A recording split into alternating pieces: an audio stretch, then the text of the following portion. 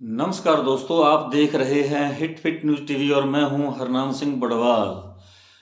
दोस्तों, जैसा कि आप सब जानते हैं, आज देश जो है हमारा हिंदुस्तान, हमारा प्यारा देश साथियों किस दौर से गुजर रहा है। एक जमाना था जब इसे सोने की चिड़िया कहा जाता था और विदेशी जो आक्रमण हुए हिंदुस्तान पर, उसके पीछे सबसे बड़ा कारण ही यही रहा, क्योंकि पूरी दुनिया के अंदर जहाँ कहीं भी भारत का, हिंदुस्तान का नाम सुना जाता तो उसका पहला कारण यही था कि भारत बहुत ही धन धान्य से संपन्न है, बहुत ही धार्मिक प्रवृत्ति के यहाँ लोग रहते हैं, ईश्वर को मानने वाले लोग हैं और यहाँ जो परिवारों के अंदर आपसी मेल भाव, भाईचारा, प्रेम, स्नेह बहुत अधिक देखा जाता था। हालांकि इस प्रकार की जो है विदेशों के अंदर ऐसा देखा नहीं जाता। वहाँ जो है वहाँ केवल स्वार्थ ही जोल का कारण हमेशा से रहा और अब भी यही कारण है वहाँ। लेकिन जो हिंदुस्तान के अंदर जो धार्मिकता और इंसानियत और ईश्वर में आस्था रखने वाले लोगों की बहुतायत है और बहुत ही कम ऐसे लोग हैं जिनका जो है व्यवहार, व्यक्तित्व दोषों से भरा होगा। लेकिन आम तौर पर यहाँ देश के अंदर शालीनता और अच्छे संस्कार ही देखे जाते रहे हैं। लेकिन बीते 2014 के बाद जिस प्रकार अचानक यहाँ का माहौल बिगड़ा है और उसके पीछे अगर हम किसी को इसका कारण समझे तो मेरा मानना है कि जो भाजपा की जब सरकार आई सत्ता के अंदर, उसके बाद जो शालीनता और हिंदुत्व के जो संस्कार हैं वो कहीं ना कहीं वो गायब से हो गए हैं। भले ही भाजपा कितने ही दावे कर रही हो कि वो हिंदुत्व और राष्ट्रवाद को प्राथमिकता देकर हिंदुस्तान को आगे बढ़ाने का काम कर रही है और विकास कार्य हो रहे हैं। हिंदुस्तान विश्व गुरु बन चुका है, हिंदुस्तान 5 ट्रिलियन इकोनॉमी बन चुका है। तो ये झूठे दावे हैं, ये केवल थोथी बातें हैं, कोरी बातें हैं। इनके अंदर कहीं भी दूर दूर तक कोई सच्चाई नजर नहीं आती, क्योंकि आज देश के अंदर जिस प्रकार देश महंगाई, बेरोजगारी और भ्रष्टाचार से गुजर रहा है, यहाँ ये चीजें बहुत ही बड़े पैमाने पर देखी जा रही हैं। तो इससे ऐसा लगता है कि देश जो है ये कहीं ना कहीं पथ भ्रष्ट हो चुका है। यहाँ से शालीनता, संस्कार, मर्यादाएं जो खत्म हो चुकी हैं। भले ही भाजपा मर्यादा पुरुषोत्तम राम का नाम लेकर राम राज्य की बात करती हो और ये भी कह रही है कि अभी जो राम मंदिर का उद्घाटन हुआ, प्रभु श्री राम की मूर्ति में प्राण प्रतिष्ठा डाली गई मंदिर के अंदर। हालांकि मैं इन चीजों को नहीं मानता कि प्राण किसी पत्थर की मूर्ति में डाले जा सकते हैं, लेकिन मैं किसी की भावनाओं को, किसी की आस्था को किसी भी प्रकार से दिल से, हार्दिक रूप से ठेस नहीं पहुंचाना चाहता। ये मेरा खुद का ये जो है मेरी सोच है, मेरी मानसिकता है, मेरा विचार है कि पत्थर की मूर्ति में कभी भी प्राण नहीं डाले जा सकते। क्योंकि मैं संतों की वाणी जो है वो सुनता रहता हूँ। मैंने कबीरदास की भी वाणी सुनी है, मैंने संत नामदेव की, त्रिलोचन भक्त त्रिलोचन दास की, धन्ना भगत की, मीराबाई की, और जो मुस्लिम गुरु बुल्ले शाह हैं, बाबा फरीद हैं, मौलवी रूम हैं, शम्स तबरेज हैं। तो इनकी जो है कथाएं हैं जो मैंने सुनी हैं, पढ़ी हैं। मेरे पास बहुत सारी किताबें भी हैं जिनके अंदर मैं अक्सर ये चीज़ें पढ़ता रहता हूँ। लेकिन जो माहौल है हिंदुस्तान का, जो भाईचारे का था, सभी धर्मों के लोग आपस में एक दूसरे को बेहद प्यार करते थे। और लेकिन 2014 के बाद जिस प्रकार माहौल बिगड़ चुका है, यहाँ जो है संस्कार, शालीनता और मर्यादाएं जो हैं, एक दूसरे का सम्मान, सत्कार, रिस्पेक्ट करना, ये सब चीज़ें गायब होती जा रही हैं। भाषा की मर्यादा जो है वो कहीं दूर दूर तक नजर नहीं आती। राजनीतिक दल हैं जो एक दूसरे पर बहुत ही आक्षेप और अभद्र टिप्पणियां करते हैं और यहाँ तक कि जो सभी धर्मों के अपने अपने इष्ट हैं उनके विरुद्ध भी जो है कुछ लोग हैं बहुत ही अभद्र टिप्पणियां करते हैं और वो चाहते हैं कि कहीं ना कहीं जो है धर्म के नाम पर इन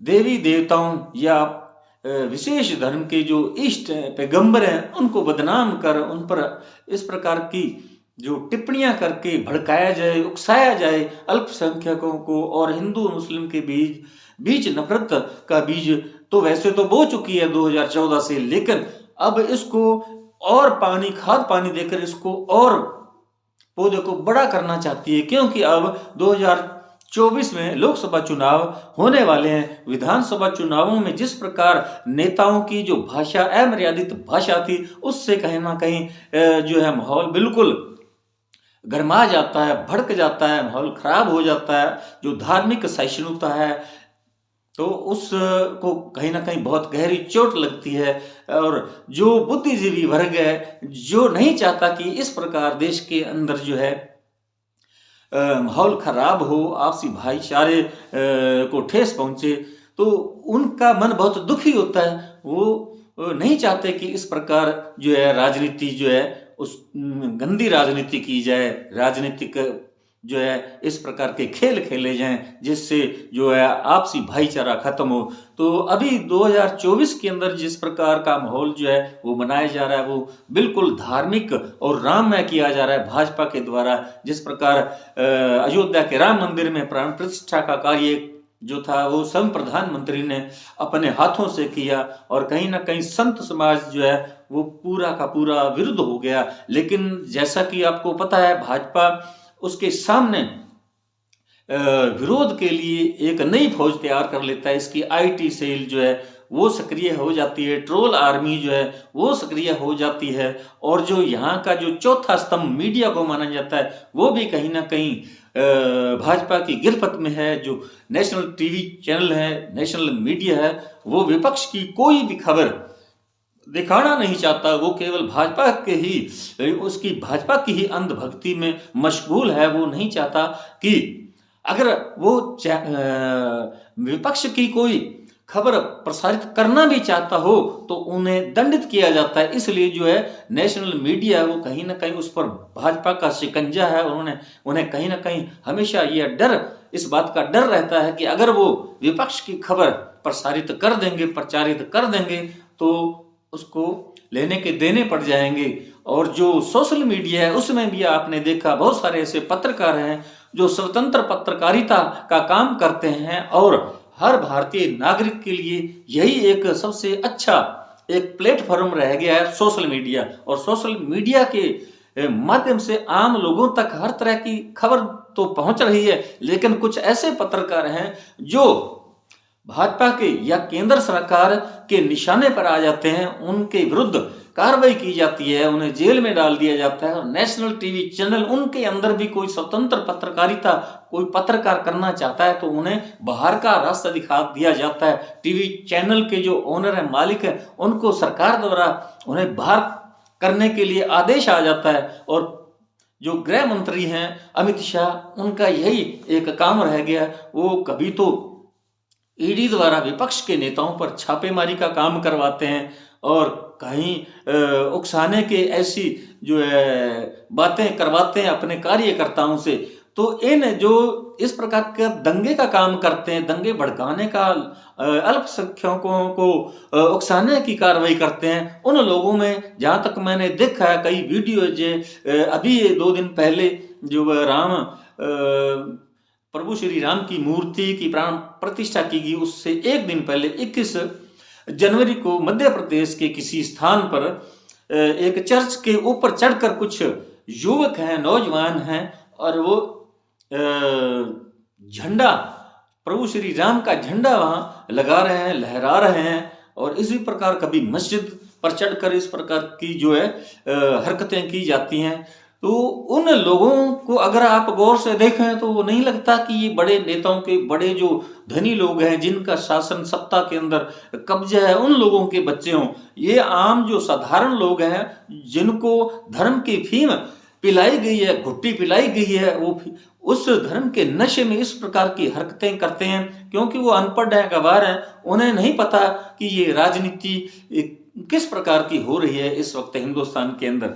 अब साथियों, भले ही भाजपा बड़े बड़े दावे कर रही हो कि 5 ट्रिलियन इकोनॉमी भारत बन चुकी है, लेकिन ये 3.7 ट्रिलियन इकोनॉमी ही अभी तक बनी है हिंदुस्तान की इकोनॉमी जो है। और बेरोजगारी का जो है ग्राफ बहुत बड़ा है, और ये जो है आस पड़ोस के जो छोटे देश है उनसे भी कहीं ये ऊपर है बेरोजगारी का, भ्रष्टाचार का आंकड़ा। और गरीबी जो है वो बहुत ज्यादा है, और 2014 के बाद तो बहुत ज्यादा ये ग्राफ बढ़े हैं बेरोजगारी, गरीबी और भ्रष्टाचार के। और इन्हीं चीजों के नाम पर सरकार जो है, भाजपा जो सत्ता में आई थी, लेकिन इन मुद्दों को कहीं ना कहीं भाजपा ने दरकिनार कर दिया है, क्योंकि महंगाई, बेरोजगारी और भ्रष्टाचार ये अहम मुद्दे हैं। किसानों की समस्या है, एमएसपी की जो दरें हैं वो अभी तक लागू नहीं की गई हैं, जो कृषि बिल है वो तो वापस हो गए, लेकिन जो किसानों के विरुद्ध उस समय जो फौजदारी केस पंजीबद्ध हुए थे वो भी अभी तक वापस नहीं लिए गए। और ऐसा लगता है कि भाजपा की अब अगर तीसरी बार सरकार केंद्र में बनती है तो ये फिर से जो है ये कृषि बिल लागू हो सकते हैं। और जिस प्रकार का माहौल है देश के अंदर, और जो भाजपा है वो भारत को विश्व गुरु के नाम से प्रचारित कर रही है, तो साथियों, दोस्तों, आपको मालूम है कि भारत अभी तक कोई किसी भी तरह से विश्व गुरु नहीं है, क्योंकि हम बाहर से बहुत कुछ मंगवाते हैं। और अगर विश्व गुरु का दर्जा ही अगर दिया जाए तो हम अमेरिका, रूस है, चाइना है, बहुत बड़े बड़े देश हैं जो हर दृष्टि से भारत से बहुत आगे हैं, संपन्न देश हैं। लेकिन हमारा तो विकासशील देश है, अभी डेवलपिंग कंट्री है हमारा, लेकिन वो तो बिल्कुल विकसित देश है।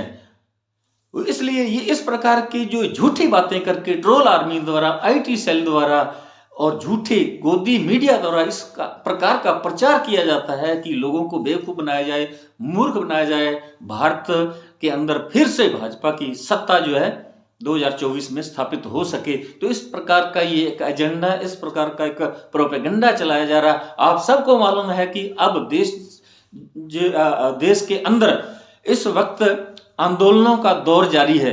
एक तरह से एक ऋतु आ गई है, एक जो है आंदोलनों का मौसम आ चुका है। आप देश के कोने कोने में देखेंगे आंदोलन शुरू हैं। एक तरफ राहुल गांधी ने मणिपुर से भारत जोड़ो न्याय यात्रा की शुरुआत की है, जो भी 29 तारीख को जो है बिहार के अंदर ये प्रवेश करेगी। उसके बाद पश्चिमी बंगाल और झारखंड, और इस प्रकार वो आखिर उसका समापन महाराष्ट्र बॉम्बे के अंदर होगा, 21 मार्च को बता रहे हैं। लेकिन जो भाजपा झूठा प्रचार कर रही है, देश का जो माहौल है ये धर्म के नाम पर ये लोगों को बेवकूफ बनाकर फिर से जो है अब तीसरी बार, क्योंकि पहली बार तो भ्रष्टाचार, महंगाई, बेरोजगारी के मुद्दे पर भारत जो भाजपा है केंद्र की सत्ता पर विराजमान हुई थी, और दूसरी बार 2019 के अंदर जब सर्जिकल स्ट्राइक की थी पाकिस्तान के अंदर, तो उस कारण से फौजियों के नाम पर, फौजियों की शहादत के नाम पर वोट मांगे गए थे। खुद प्रधानमंत्री नरेंद्र मोदी ने आचार संहिता का भरपूर उल्लंघन किया था, क्योंकि वो प्रधानमंत्री है, वो सर्वे सर्वा है, पावर है, ताकतवर नेता है हिंदुस्तान के। इसलिए उनके सामने किसी की हिम्मत नहीं होती कि उनके सामने या उनका कोई विरोध कर सके, कोई बोल सके। और जो भी मीडिया या विपक्ष के नेता बोलने का दुस्साहस करते हैं, उन पर ईडी के छापे पड़ने लगते हैं। तो कहीं ना कहीं डराया जा रहा है, धमकाया जा रहा है, विपक्ष को खत्म करने की चेष्टा की जा रही है। जैसा कि राहुल गांधी हर मंच से, हर स्टेज से यही बात कहते हैं कि जो भाजपा वो डराना चाहती है, हम डरने वाले नहीं हैं। तो ये इन बातों में बिल्कुल दम है, इन बातों के अंदर बिल्कुल सच्चाई साफ दिखाई दे रही है। अब जैसा कि भाजपा की तानाशाही का नाम लिया जाता है, राहुल गांधी या विपक्ष के बार बार आरोप लगाते हैं, तो ये आप देख सकते हैं जो महिला जो पहलवान थी, उन्होंने बहुत लंबे समय तक, कम से कम 2 महीने तक उन्होंने जंतर मंतर पे धरना दिया, लेकिन आखिरकार उन्हें पुलिस द्वारा जबरन उठाकर हरियाणा के अंदर छोड़ दिया गया। उसके बाद अब ईवीएम के विरुद्ध भी वकीलों ने आंदोलन शुरू कर रखा है। महंगाई बेरोजगारी के खिलाफ आंदोलन हो रहे हैं। अब किसानों ने 13 फरवरी को दिल्ली की ओर कूच करने का भी ऐलान कर दिया है।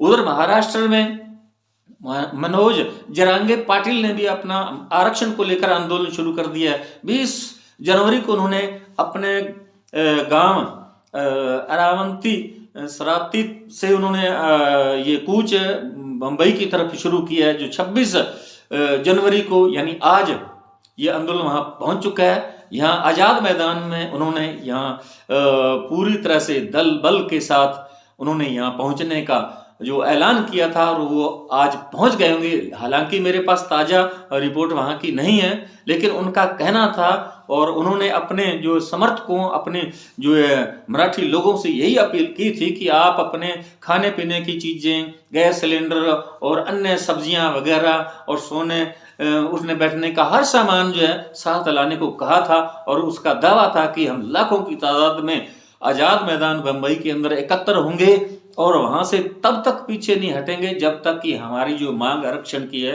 मराठों के लिए वो मान नहीं ली जाती।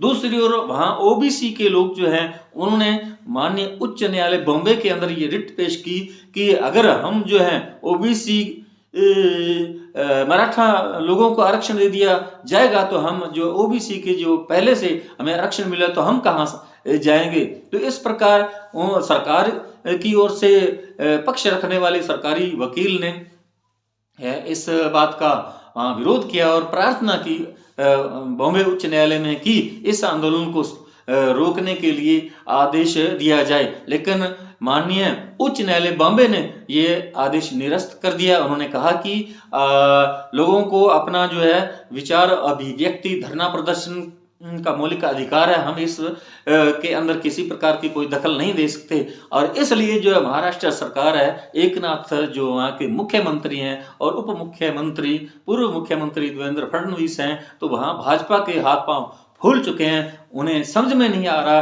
कि मराठा लोगों का ये जो आंदोलन इसको किस प्रकार शांत किया जाए। लेकिन कई बार की समझौता का उनके साथ जो दौर चला उसमें ये वार्ता विफल रही है, क्योंकि 2018 में भी इसी प्रकार मनोज जरांगे पाटिल ने आंदोलन किया था। तब भी उन्हें आश्वासन दिया गया था, उनसे वादा किया था कि उन्हें 18% आरक्षण दिया जाएगा, लेकिन उस पर कोई प्रगति नहीं हो सकी। और फिर से अब मनोज जरांगे पाटिल ने आमरण अनशन की धमकी दी है कि वे मर जाएंगे, मिट जाएंगे, लेकिन पीछे नहीं हटेंगे जब तक उन्हें मराठा समाज को आरक्षण नहीं दिया जाता। तो इस प्रकार जो है देश जो है वो अब आंदोलनों के दौर से गुजर रहा है। लेकिन जो भाजपा है ये आम लोगों का ध्यान भटकाने के लिए राम मंदिर मुद्दे को भुना रही है। और जिस प्रकार 22 जनवरी को हर शहर कस्बे गली के अंदर ये जो दीपावली का सा माहौल बनाया गया था, और ये सब जो है भाजपा की केंद्र सरकार द्वारा निर्देशित किया गया था, और इसलिए ये इस प्रकार के कार्यक्रम प्रस्तुत किए गए थे। ये कार्यक्रम अयोध्या राम मंदिर से लाइव दिखाया गया था ताकि आम लोग जो हैं अन्य मुद्दों को भूलकर राममय हो जाएं और राम की भक्ति में लीन होकर भाजपा के समर्थन में आ जाएं। इस प्रकार के ये भाजपा द्वारा हथकंडे अपनाए जा रहे हैं और विपक्ष को निशाने पर रखा जा रहा है कि विपक्ष जो है जो वो असली मुद्दों की ओर आम जनता का ध्यान ना ले जा सके, इस प्रकार की जो रणनीति तैयार की जा रही है। तो साथियों, ये हमारा वीडियो आपको कैसा लगा कमेंट बॉक्स में जरूर लिखकर बताइएगा। यदि आपने हमारे हिटपिट न्यूज टीवी चैनल को सब्सक्राइब नहीं किया तो तुरंत सब्सक्राइब कर लें और हमारे इस वीडियो को ज़्यादा से ज़्यादा शेयर करें, लाइक करें। आपका बहुत बहुत शुक्रिया, धन्यवाद। राम राम, सत श्री अकाल।